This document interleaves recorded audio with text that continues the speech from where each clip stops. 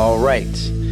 Good morning, everyone, and thank you for bearing with us as we moved around for the special BOE meeting this morning. As always, I will begin where we are with public safety and violence in Baltimore.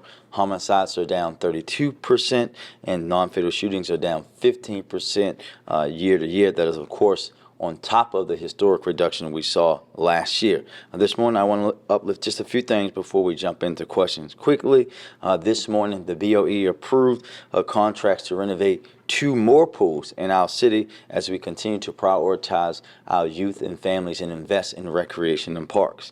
This follows on the heels of 2 important Rec&Parks announcements that we had on Monday. We broke ground on a brand new Gardenville Recreation Center right next to Hazelwood Elementary in Northeast Baltimore and Frankfort, which will take a vacant field and hill and turn it into a brand new state-of-the-art recreational campus. When it is done in 2026, it will be one of the biggest and best facilities within Rec&Parks system.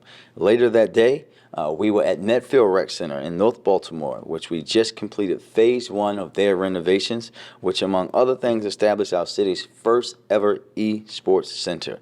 I bring all of this up to commend Director Moore and the team at Rec&Parks for their hard work and for taking the investments that we are making into the agency and turning it into real things for our young people and our families.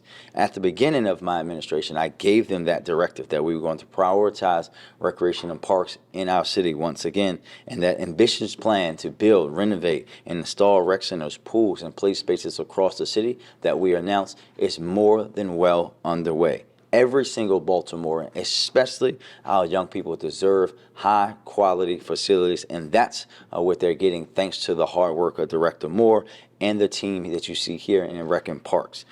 And with actions approved at the Board of Estimates today, we've taken and proven these pool contracts. We will be even better off in the future summers. Tawanda Pool is one that's very important to me. I grew up in a Tawanda Rec Center, and that pool had not changed since I was a young man in the early 90s.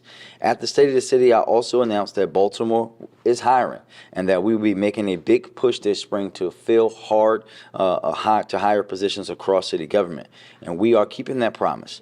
Today, I want to uplift our new hiring website in Baltimore, baltimoreishiring.com, and show some of the advertising assets that we will be using to get the word out to Baltimore residents. Let's take a quick look.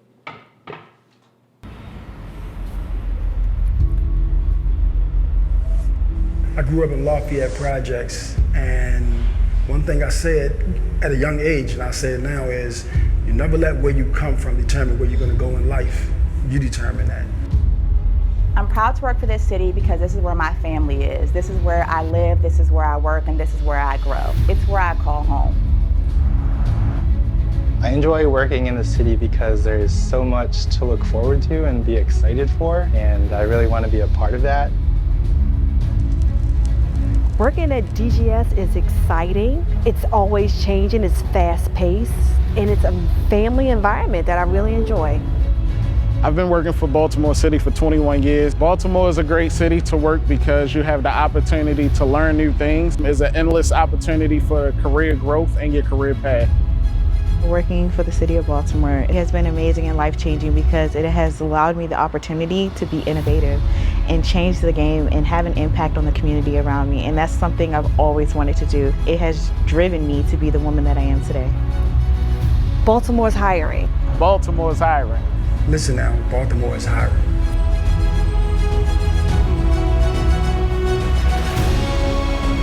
Thank you. Our city is fueled by real people working hard at hard, rewarding, real jobs. Leading them is one of the greatest blessings of this job, and I can't thank each and every one of them enough for the work that they do on behalf of our residents every day. These city jobs are not just good jobs, they are great jobs that pay a living wage that you can buy a house and raise a family on. We want all of you to come join us in this work to make Baltimore the best version of itself. And just over a week, on April 25th, we will host a massive hiring fair at the War Memorial Building. So if you have any interest at all, please come down because Baltimore is hiring. I want to thank Director Herbert and his team at HR, the city administrator, for all their tough work in putting this together so that we can fill those jobs and create the next generation of Baltimore City workers. And with that, we'll take questions very quickly. After the back and forth with State's Attorney Ivan Bates, do you plan to sit down and talk about the citation docket? How do you plan to put this behind you? Well, I'll say again, there was no back and forth. We will sit down and meet, not just about the citation docket, but the efforts that we have to continue this historic reduction of violent crime in Baltimore. I've always been open for meeting. It's unfortunate that we got to this point and that other meetings that we have consistently were not the avenue that could happen. But we will meet and we'll continue to focus on moving the city forward with public safety, period. I mean, there was some back and forth. You said he was playing politics. Well, there's no back and forth. Again, that's the truth. The truth is the truth. But now the focus is on how we're going to continue to push Baltimore's public safety in the right direction. We have a 30+% reduction in homicides in the city of Baltimore. My police officers will work with their partners in the state's attorney's office every single day, as they always have, despite all of the political stuff. Good, Tashi.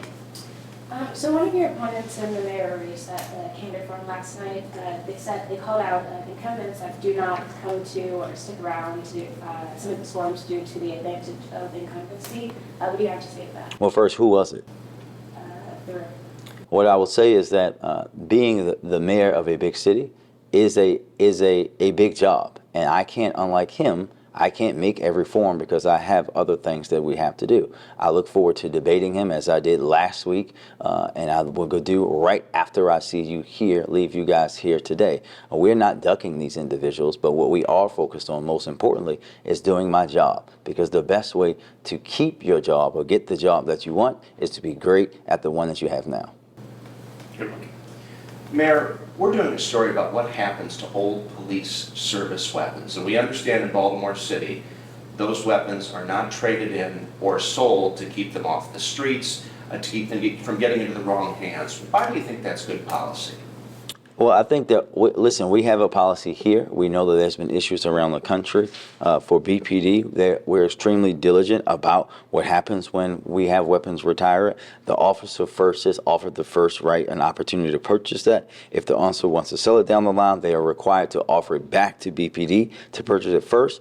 And any are not purchased, that they are sent back to the vendor. But before they recycle it into anyone else, BPD has to have the right to purchase it. And we can't, and it's so important because we know how gun crimes, crime guns are ending up in the hands of the wrong individuals, and we will not be fueling that from my administration. And do you have any updates on the investigation into the child shop at Monbellman Mall? I saw there was a Metro Crime Stoppers photo that they had released. Yeah, listen, we want folks, someone knows who those individuals are, and we want you to tell us who they are. We are happy that she is in stable condition. I've talked to her dad, plan on going to see her this week, but we want to bring those individuals into justice. If it's your son, bring them in. If it's your brother, bring them in. If you know them, bring them in. Allow them to try to reclaim some dignity from something that happened that should happen to no one, let alone a 7-year-old. One more on the state's attorney. The two of you do seem to have sort of different outlooks on how citations should be enforced. I'm wondering, do you feel like the two of you can reach common ground on that issue? So I think we have to be very clear about this. I believe in having our police officers follow the policies and directions that we have. Everything has to be done within the consent decree. But this notion that we don't support citations at all is just false.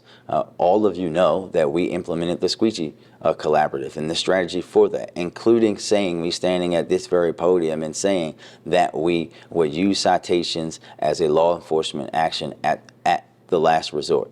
The reality is that when people see our police officers, when they get out the car, when they engage them, when they give them warnings and they move, the issue then is null and void. There will be incidents where we have to issue citations, but I would remind us all that we've seen a 85% reduction in squeegee incidents, and we've had to give out very little citations.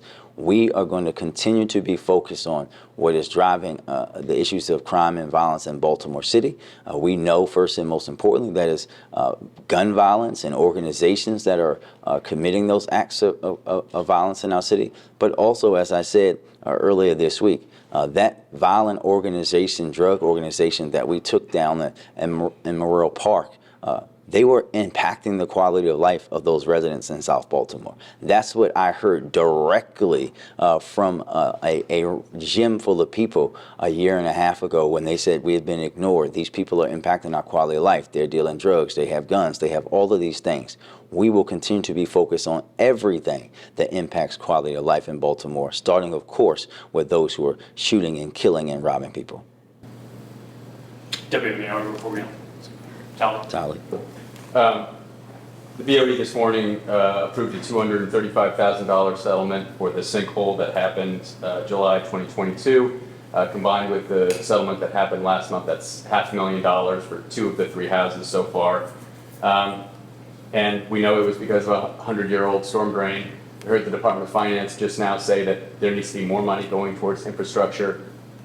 Do you feel like the city is devoting enough of the budget for this next year and the years ahead towards tackling these issues and proactively replacing these pipes? So I think, Tally, we have to be reminded that the utility works for itself, right? We don't get to take money away from the utility and those things. We know, as you stated, that we have old infrastructure. What we have now that we have a office for infrastructure, we have the opportunity, and we will continue to do that with the work that we've been doing to fix these issues that have existed for literally 100 years in Baltimore through the opportunity that we have through the infrastructure law. Now that we can pull down no more funds and putting that into the city of Baltimore, we're grateful to President Biden and Congress for understanding how important that is for not just Baltimore but all cities. We're going to continue to do everything that we can to deal with our aging infrastructure. Any last ones? Do you plan to remove owner-occupied homes from tax sale this year? I will say that I have done that every year. I don't plan on changing it. Thanks, everybody. Thank you.